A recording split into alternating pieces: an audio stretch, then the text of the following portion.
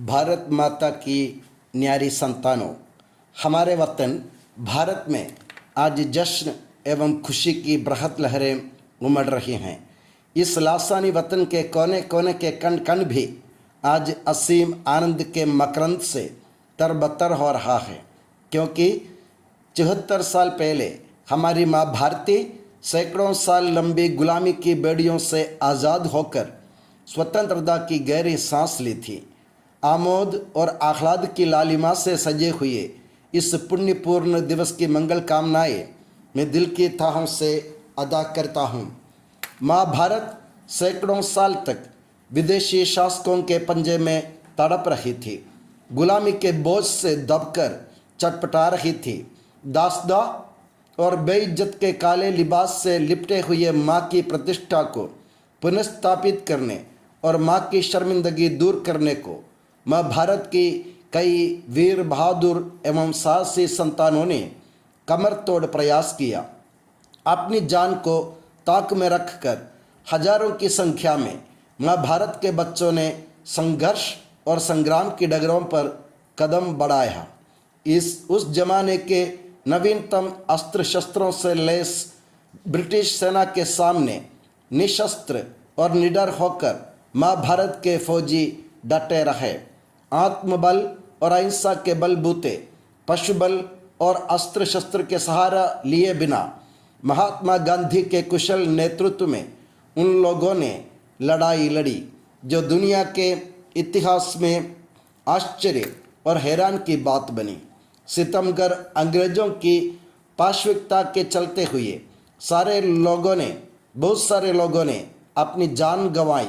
कई सारे लोग अपने परिवार, पत्नी, बच्चे और अपनी जायदाद से वंचित रह गए। निष्ठुर अंग्रेजों ने कई सारे लोगों को तलवार की घाट उतार दिया, कई सारों को फांसी पर लटका दिए, बहुत सारे लोगों पर गोली चलाई, पैरों के नीचे कुचल दिया। खून की बहती धारा में डुबकी लगाते वक्त भी, तन से जान चले जाने के पल भी उन लोगों की ज़बान से एक ही मंत्र निकल रहा था, अंग्रेजों भारत छोड़ो। वो मंत्र ऐसा था कि अंग्रेजों की पशुता को भी पस्त कर दिया। अब भारत माँ के लाडलों के संघर्ष और संग्राम रंग लाए और माँ भारत आज़ाद हुई। अब अंग्रेज हुए बागर और भारत का नक्शा और नज़ारे बदलने लगे। एक ही मंत्र जापने वाले अलग अलग मंत्र जापने लगे। एक ही नारक के दीवाने लाखों नारक के भक्त और वक्ता बने। अपने उल्लू सीधा करने की ताक में रहने वाले ढोंगी एवं पाखंडी नेता अपने स्वार्थ की पूजा में जब मग्न हुए तो भारत माँ के बदन में बंटवारे की मार पड़ने लगी। भारत को आज़ादी देते हुए अंग्रेजों ने पहली बार माँ भारत की माटी में धार्मिक उन्माद का जहर घोल लिया था। अब ब्रिटिश शासकों के इस भ्रमकारी फंदे के शिकार होकर देश के नेता अपने भड़काऊ भाषण एवं स्वार्थी व्यवहार से अपने वतन में आपसी रंजिश, घृणा, धर्मांधता, संप्रदायवाद एवं जात पात के विषैले पौधे रोपने लगे। वे जहरीले पौधे आज अपने विराट रूप में बृहद पेड़ बन गए, जिनके फलस्वरूप आज हमारी माँ भारत जख्मी हो रही है। आज हमारे देश में धर्म के नाम पर सांप्रदायिक उन्माद की साजिश रचने वाले ढोंगी लोगों का आलम है। धर्म के नाम पर, संप्रदाय के नाम पर, वेशभूषा, आन बान शान के नाम पर माँ भारत की संतानों को बांटा जा रहा है। पिछले कुछ वर्षों से हमारे देश के विभिन्न राज्यों पर हो रही घटनाएं शर्मनाक हैं और यह बयान देती हैं कि देश को बांटने, अस्थिर करने एवं खंड खंड करने का षड्यंत्र खुलेआम रचा जा रहा है। भारत देश के संविधान की धज्जियां उड़ाई जा रही है। पिछले 3 महीनों से मणिपुर में हो रहे धार्मिक हिंसा, जातीय संघर्ष एवं सांप्रदायिक दंगा एक सोची समझी रणनीति के नतीजे हैं। एक संप्रदाय विशेष पर लगातार हमला हो रहा है और ये एक संप्रदाय विशेष के उन्मूलन की कूटनीति प्रतीत हो रही है। धर्मांतरता के मारे अंधे हुए लोगों के हाथों बेकसूर एवं निरपराध लोग मारे जा रहे हैं।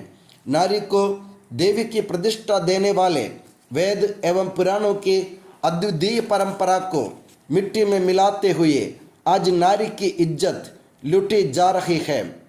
खुलेआम नारी को नंगा कर घुमाया जा रहा है और शासन, प्रशासन एवं समाज उदासीनता की नींद में सो रहे हैं।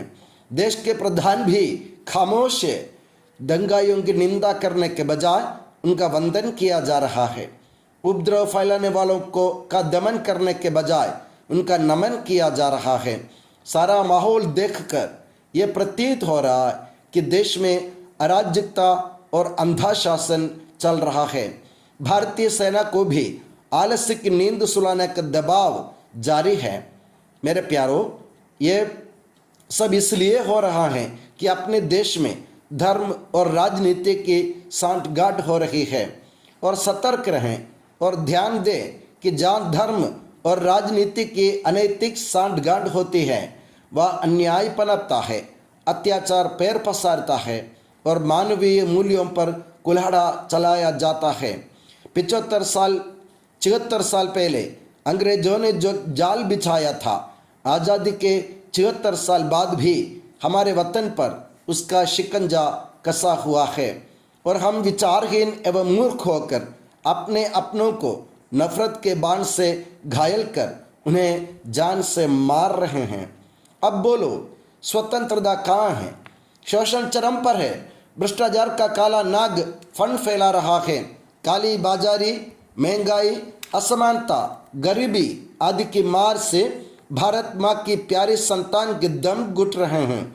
ये सब होते हुए भी जनता अंधे नेताओं के अंधभक्त बनकर उनकी हर हरकत का वाह कर रही हैं। ये सच्ची स्वतंत्रता नहीं है। नौजवान मोबाइल में फंसे हैं।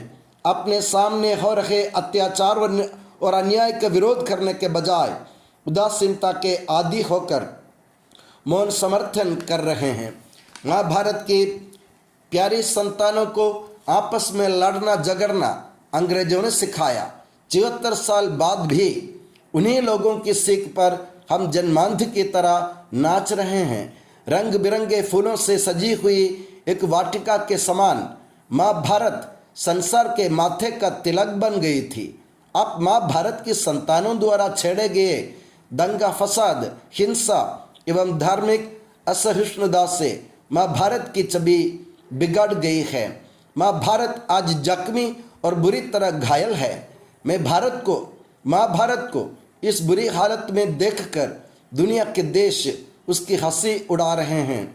हमारी माँ आज भूखी प्यासी एवं वस्त्रहीन है। देश प्रेम के नाम पर कथित लोगों और संगठनों द्वारा नफरत, असहिष्णुता एवं बंटवारे का जहर घोला जा रहा है और यह सब देखकर हमारे दुश्मन भी शर्मिंदे हो रहे हैं, क्योंकि भारत को सत्यानाश की खाई में धकेलने का उनका इरादा स्वयं हम लोग पूरा कर रहे हैं। धर्म निरपेक्षता के सालों पुराना मंत्र जापने वाली माँ भारत को एक धर्म विशेष मात्र के पालने बनाने का कवायद हमारे वतन की प्रतिष्ठा और इज्जत पर बहुत बड़ा कलंक है। अब हम आज़ाद कैसे रहेंगे जब अपनों के बीच घृणा की संस्कृति पैदा होगी? राम के बिना रहीम नहीं रहा, ईसा के बिना नानक नहीं रहा और चारों के बिना भारत का नक्शा भी नहीं बना और न भविष्य में कभी बनेगा। आओ हम अपने घर का झगड़ा बंद करें, माँ भारत की इज्जत बचाएं और सच्चे भाइयों की तरह एक दूसरे से गले मिलें और दुनिया को यह बखान करें, मंदिर हो या मस्जिद की या फिर किसी इमारत की, उसमें माटी तो लगी भाई मेरे भारत की, और इज्जत के साथ बोले भारत माता की जय।